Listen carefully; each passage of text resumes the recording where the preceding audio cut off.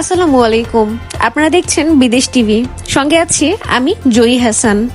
আজকের প্রতিবেদনে আমরা তুলে ধরছি সংযুক্ত আরব আমিরাতের এক গুরুত্বপূর্ণ রাষ্ট্রীয় সিদ্ধান্ত, যা ঈদুল আজহার পবিত্রতা এবং মানবিক মূল্যবোধকে গভীরভাবে প্রতিফলিত করে।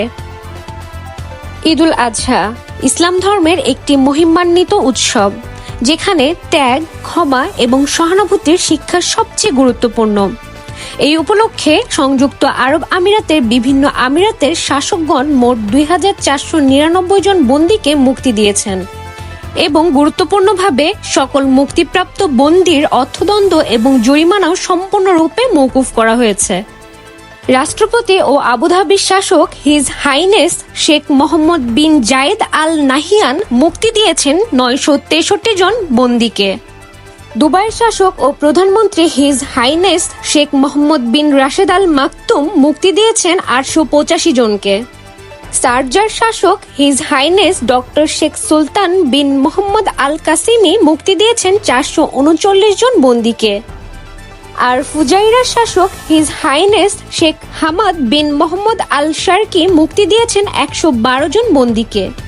এই সিদ্ধান্ত শুধুই প্রশাসনিক কোনো ক্ষমার ঘোষণা নয়, এটি একটি সুগঠিত নীতিগত অবস্থান, যার মাধ্যমে রাষ্ট্র অপরাধীদের জন্য নতুন করে শুরু করার একটি সুযোগ সৃষ্টি করেছে। বিশ্লেষকদের মতে এই ধরনের উদ্যোগ পুনর্বাসন ভিত্তিক ন্যায় বিচারের দৃষ্টিভঙ্গির অন্তর্গত, যেখানে শাস্তির পাশাপাশি সমাজে পুনরায় অন্তর্ভুক্তির সুযোগও তৈরি করা হয়। তাছাড়া এই উদ্যোগ ব্যক্তির পরিবার, সমাজ এবং বৃহত্তর রাষ্ট্রের জন্য স্বস্তির বার্তা বহন করে।